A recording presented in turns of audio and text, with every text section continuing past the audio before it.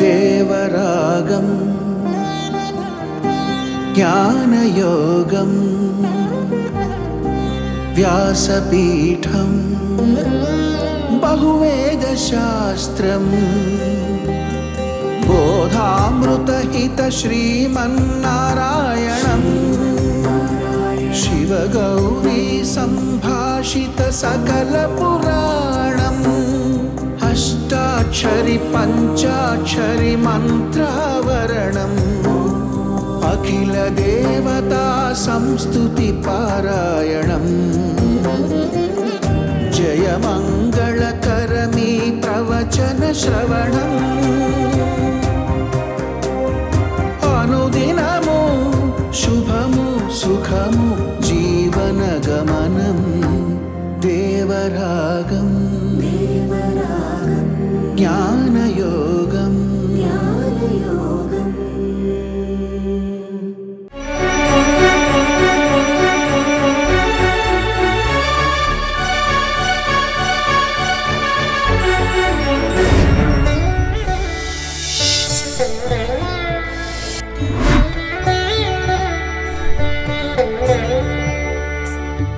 ఆపదామపహర్తారం దాతారం సర్వసంపదాం లోకాభిరామం శ్రీరామం భూయో భూయో నమామ్యహం.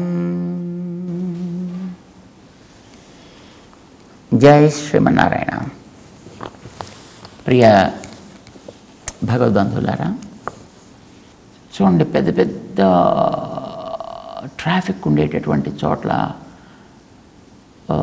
రైల్వే జంక్షన్స్లోనూ కూడాను ఆ రైలు తిరిగేటప్పుడు ఆ రైలు పట్టాలు ఆ రైలు వచ్చేటప్పుడు ఈ ప్లాట్ఫామ్ రావాలంటే టక్మ ఇలా మారుతుంది, నిర్దిమికి వెళ్ళిపోతుంది, రాగానే మళ్ళీ ఇలా పక్క వచ్చేస్తుంది.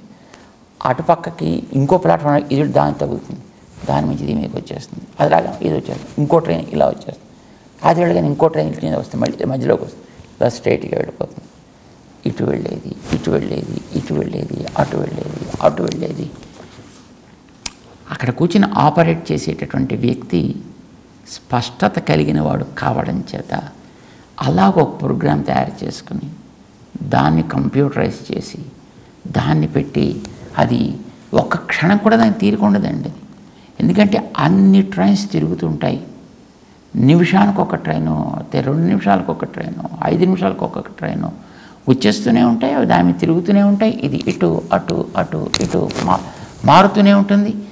ఎక్కడ కాస్త ఏదైనా తప్పు జరిగినా బస్ ఇది వెళ్ళి మరో దానికి కొట్టడం, అక్కడి నుంచి కొంత ఏదో కొలాప్స్ అయిపోవడం, కొన్ని ప్రాణాలు గాల్లో కలిసిపోవడం, ఆస్తి నష్టం, ప్రాణ నష్టం, రకరకాల శ్రమలు ఇవన్నీ జరగడం మనం చూస్తుంటాం. ఎంత పద్ధతిలో సాగుతుంటాయండి. మన శరీరంలో ఉండే వ్యవస్థ చూడండి ఎంత తమాషాగా ఉందో.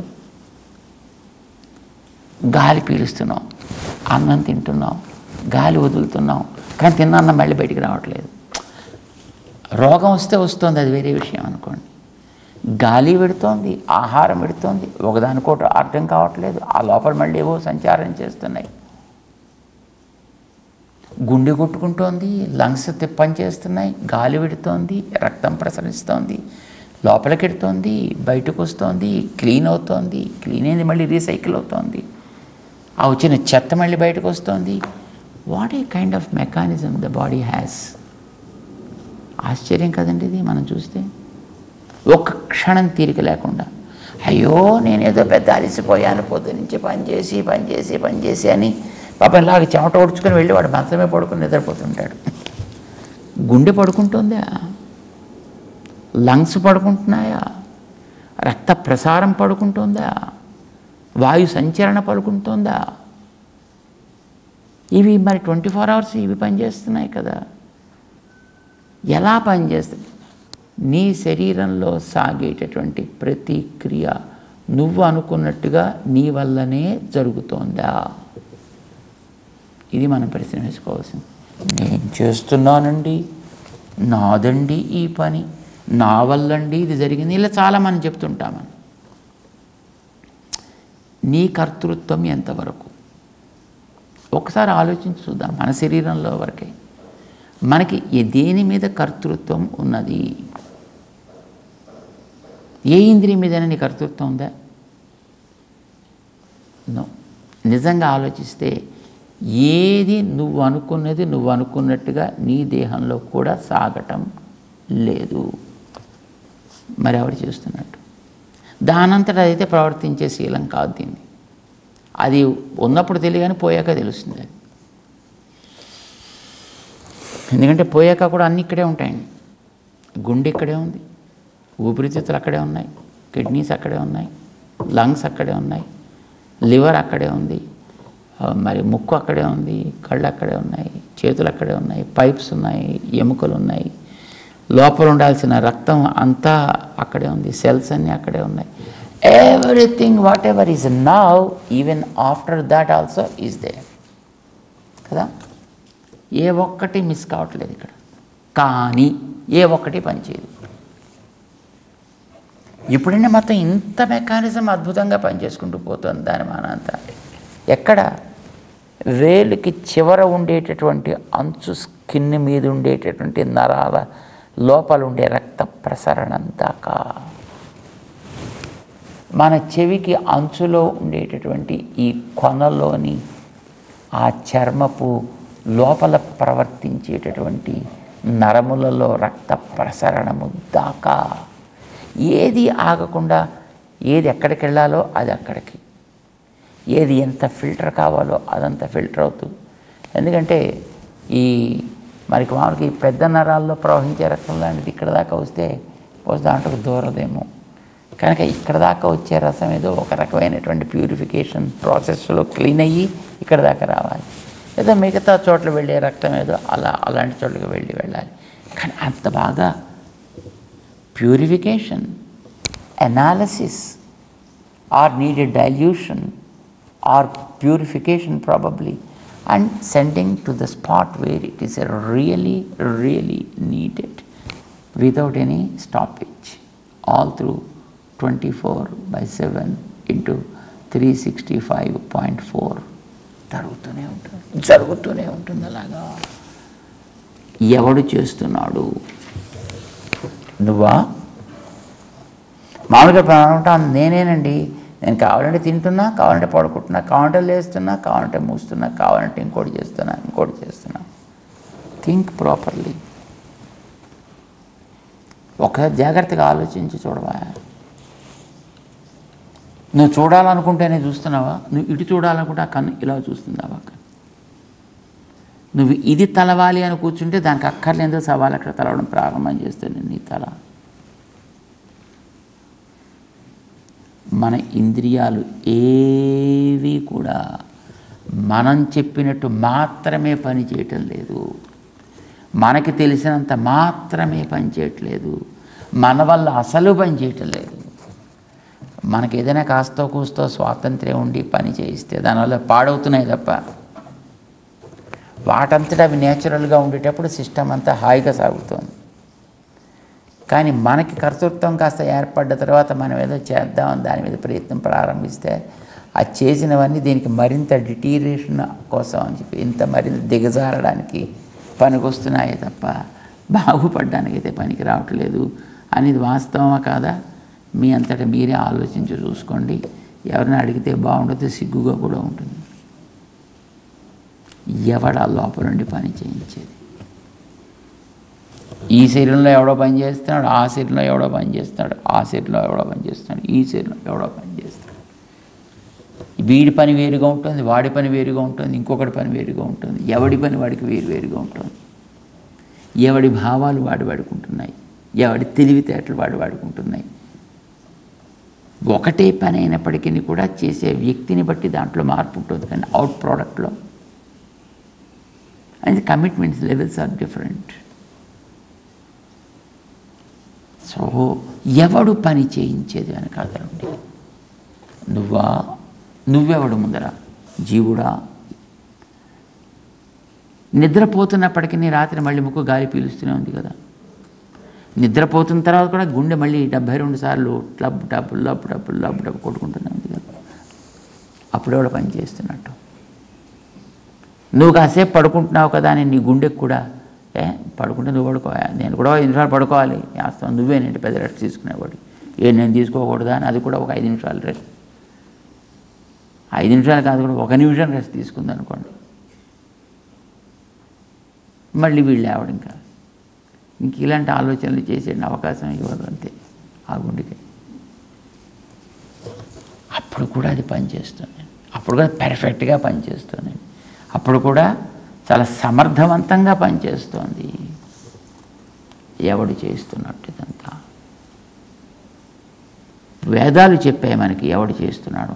ఏషు సుప్తేషు జాగర్తి, ఈ జీవుడు నిద్రపోతున్నా, ఈ ప్రాణికోటి నిద్రపోతున్నా, నిద్రపోకుండా వెనకాతల లోపల ఉండి దీన్ని జాగ్రత్తగా నడిపించే ఒక తత్వం ఉందయ్యా. ఏమిటి ఆ తత్వం? దాని పేరే పరమాత్మ తత్వం. ఇది మనకి అందరిలోనూ ఉంటుందండి, అందరిలోనూ పనిచేస్తూ ఉంటుంది, అన్ని క్షణాల్లో పనిచేస్తూ ఉంటుంది. వీడు నిద్రించినా అది నిద్రించదు, దానికి విశ్రాంతి అనేదే లేదు. మరి అది పని చేస్తుంటే నేను చేస్తున్నాను నువ్వు మీసం మీద మెలేస్తావేందా?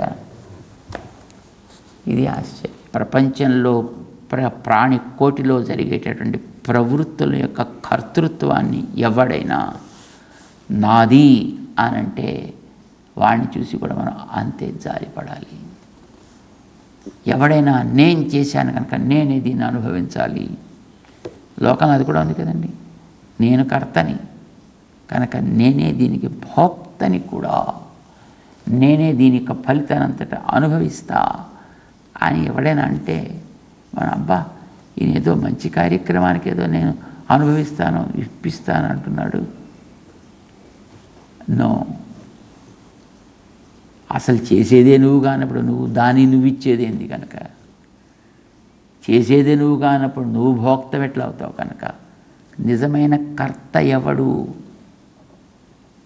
అహం సర్వస్య జగతః, ఈ జగత్తులో ఉండే ప్రతి కదలికకి కారణం నేనయ్యా అని చెప్పండి ఆయన. కానీ మనకు ఆయన మీద నమ్మకం లేదు. నేను కర్తని అని అంటాడు. నేను కర్తని అని ఆడిదాకా వెళ్ళే కర్తృత్వాన్ని వెనక్కి లాగి నీ మీద పెట్టుకున్నావు కనుక దానివల్ల వచ్చేటువంటి మంచి చెడుగులకి నువ్వే భోక్త కావాల్సి వస్తుంది. నా మీద కాదు అని పెట్టుకున్న వాడికి ఏది అవసరం లేకపోయింది. మనం చాలాసార్లు అనుకున్నాము, ప్రహ్లాదుడు తన మీద కర్తృత్వం పెట్టుకోలేదు దేనికి, కనుక ఆయన దేనికి కష్టపడాల్సిన అవసరం రాలే.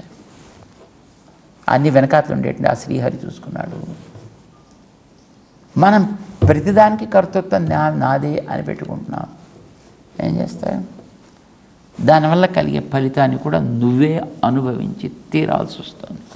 అలాంటివి మనం ఎన్ని పెట్టుకుంటున్నాం? పొద్దులేచేపడి నేను చేశా, నాదిది, నా వల్ల ఇది, నా కోసం ఇది, నేను సంపాదించుకున్నా, నేను తింటున్నా, నేను తిరుగుతున్నా, నా వాళ్ళు వీళ్ళంతా, నేను తెచ్చుకున్న వాళ్ళు. ఎన్ని నేనులండి, ఎన్ని నాలండి. పొద్దున్న లేచినప్పటి నుంచి మనకి పోనీ రాత్రి దాకా అంటే లెక్క పెట్టలేని చూడలేము. Forget about it. At least 1 or 2 hours practice చేసి చూడండి. 1 or 2 hours లోపల చేసేది వాడండి. కళ్ళు వాడంతటా వాడికి ఇష్టమై చూడటం లేదు. చూడండి పాపం ప్రవచనానికి కూర్చునే వాడు ఎవడైనా పాపం చక్కగా విందామని కూర్చుంటాడు. కానీ కూర్చోగానే వాడికి అలా నిద్రపోదామని ఎవడైనా వస్తాడండి, రాడు. కానీ అక్కడ కూర్చోగానే వాడికి నిద్ర వస్తుంది. పరీక్షలకి చదివేవాడికి చదువుదామని పాపం మంచి శ్రద్ధ ఉంటుందండి. బాగా చదవాలి, బాగా జ్ఞాపకం పెట్టుకోవాలి, బాగా పరీక్ష రాయాలి అని ఉంటుందండి. కానీ ఆ పుస్తకం తీయగానే వాడికి నిద్ర వస్తుంది. వాడు కావాలని తెచ్చుకుంటున్నాడా? నో. మనకి కూర్చోగానే లోపల ఆకలిస్తుంది. మనకి పాపం ఇంకా ఇంకా ఇంకా ఇంకా విందాం తిందాం అని అనిపిస్తుంది, మనకి చేద్దాం చూద్దాం అని అనిపిస్తుంది. కానీ లోపల నుంచి ఎలకలు బయలుదేరుతాయి.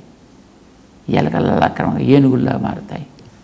ఇంకా ఆ ఏనుగుల పరుగులకి మనం తట్టుకోలేక ఎక్కడిదక్కడ పారేసి మనం గట్టిగా ఏదో పాపం దాన్ని సంతృప్తి పరచడం కోసం అని చెప్పి మనం మానసికంగా మాట్లాడిపోతుంటాం.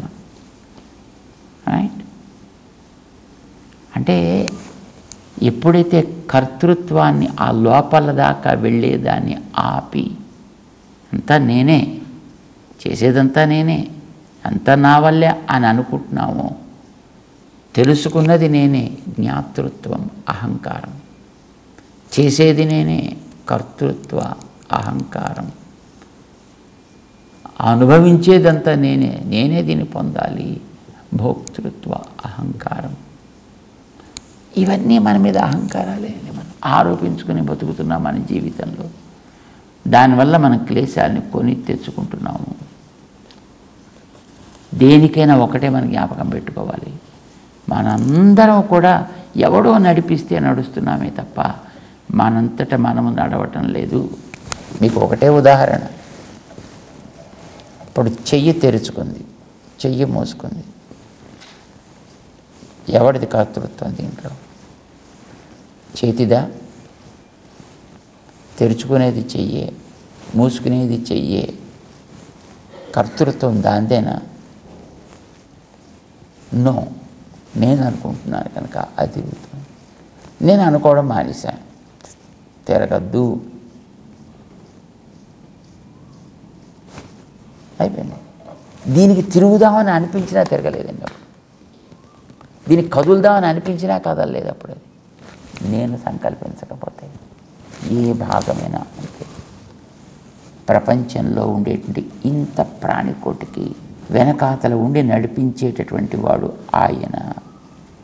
అందుకోసమే గత అధ్యాయాల్లో 4, 3 అధ్యాయాల్లో మయి సర్వాణి కర్మాణి సన్యస్య అధ్యాత్మచేతసా, నా యందు అర్పించవయ్యా, పనులు కాదు, పనుల వెనక నీలో ఉండేటటువంటి సంకల్పాన్ని నా యందు అర్పించు.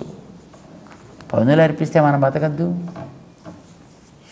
తినిపించేవాడు ఆయనే కనుక నన్ను తినిపించుగాక అని నువ్వు చేతుల పట్టు కూర్చుంటే మరి అది నోట్లోకి రావద్దు. అది చేత నువ్వే తినాలి. కానీ ఈ తినే శక్తిని ఇచ్చినవాడు ఆయన, నమిలే శక్తిని ఇచ్చినవాడు ఆయన, లోపలికి పంపించేవాడు ఆయన, జీర్ణము చేసేవాడు ఆయన, తిరిగి మళ్ళీ బయటికి పోయేటట్టు చేసేవాడు ఆయన, దీన్నంతటిని శుద్ధి చేసే మళ్ళీ ఆ నీళ్ళని ఇచ్చేది కూడా ఆయనే. అన్నీ ఆయనే ఇస్తాడండి. ఇది మనం మనస్సులో గుర్తించాలి, ఫిజికల్గా పనిచేయాలి.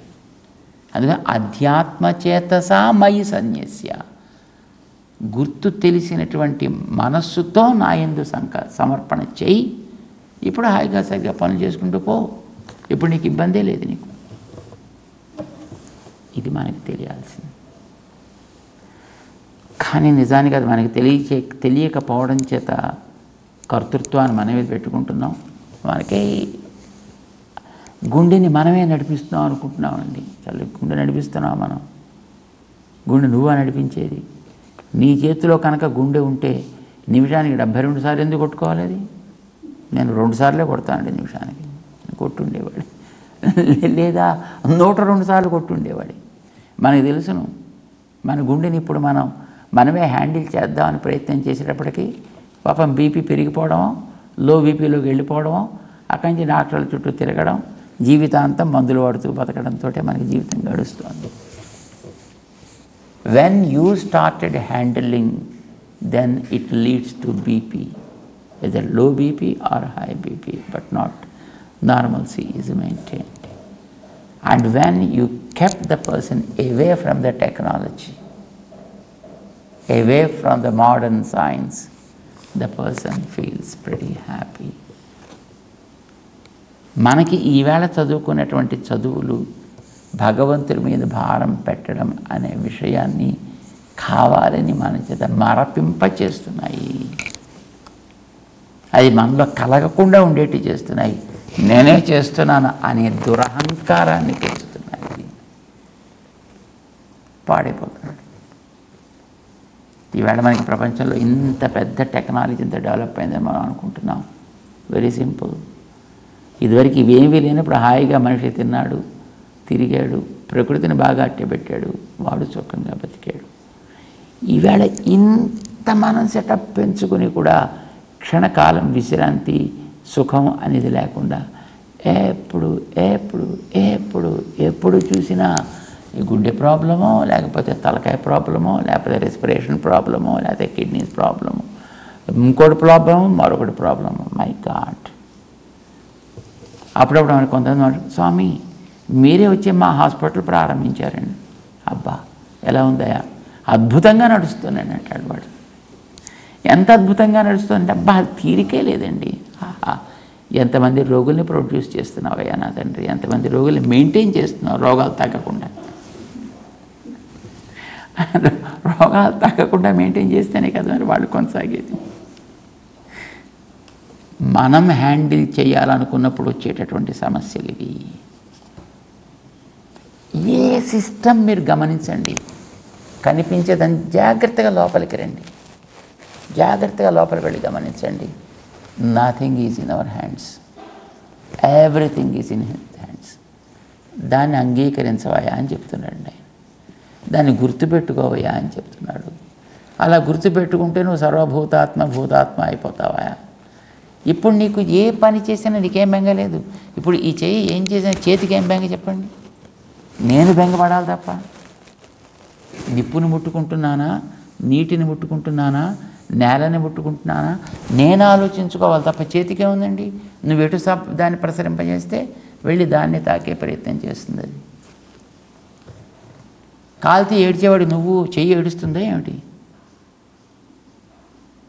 ఏదైనా ఐస్ గడ్డ మీద పెడితే అది చీమని కాలుతుంది, చెయ్యా ఏడ్చేది? నువ్వే ఏడుస్తావు, నువ్వే పెట్టావు కనుక. మనకు అది తెలియదు కనుక మన మీద అవసరం లేని భారాన్ని మనం మోపుకుని ఈ ప్రపంచం అంతా మన వేలి మీదే నిలబడుతోందనేటటువంటి ఒక దురభిప్రాయంతో, దురహంకారంతో మనం కొట్టుమిట్లాడుతున్నాం, టెన్షన్స్ పెంచేసుకుంటున్నాం, దాంతో రోగాలు తెచ్చేసుకుంటున్నాం, డాక్టర్ని పెంచి పోషిస్తున్నాం, ఫార్మసీని పెంచి మనం పోషిస్తున్నాం, చివరికి సుఖం లేకుండా పోతున్నాం. కానీ ఒక్క పని చేస్తే చాలు. ఏంటది? ఆయన చెప్పినట్టుగా నీ మనస్సుతోటి భారం ఆయన మీద పెట్టు. ఇప్పుడు హాయిగా నీకు ఏది బాధ్యత అని సమాజం అప్పగించిందో ఆ పనిని చేసుకుంటూ వెళ్ళిపో. ఎక్స్పెక్టేషన్స్ లేకుండా చేసుకుంటూ వెళ్ళిపో. జరగాల్సినంత అది మంచిగా చేస్తుంది. నేను ఎప్పుడు నా చెయ్యి ఇబ్బంది పడాలి, నా చెయ్యి దెబ్బలు తగిలించుకోవాలి, నా చెయ్యి పని చేయకుండా పోవాలి, నా చేతికి ఏదో తెగిపోవాలని నేను ఎప్పుడు కోరుకోనే. నేను ఎప్పుడు నా చేతిని హాయిగా అందంగా ఆనందంగా ఉంచాలని నేను కోరుకుంటాను. నువ్వు వాడికి చేతిలాగా కా. ఇది మనకి గురువులు బోధిస్తారు, ఇది భగవంతుడు మనకి చెప్తున్నాడు. 5వ అధ్యాయపు భగవద్గీతలో చెప్తున్నాడు ఈయన, మనందరి కోసం చెప్తున్నాడు. అందుచేత చక్కగా అలా విని తెలుసుకుని పని చేసుకుంటూ పోయే ప్రయత్నం మనం చేయాలయా. శరీరంతో చేసే పనులని ఎన్ని రకాలుగా మనం చేస్తున్నామో విడదీసి చూపిస్తాడండి 5వ అధ్యాయంలో 8వ శ్లోకం దగ్గర నుంచి. తెలుసుకునే ప్రయత్నం చేద్దాం. మనం కూడా వాడి పరికరాల్లాగా ఉండగలిగే ప్రయత్నం చేయడం కోసమని. జై శ్రీమన్నారాయణ.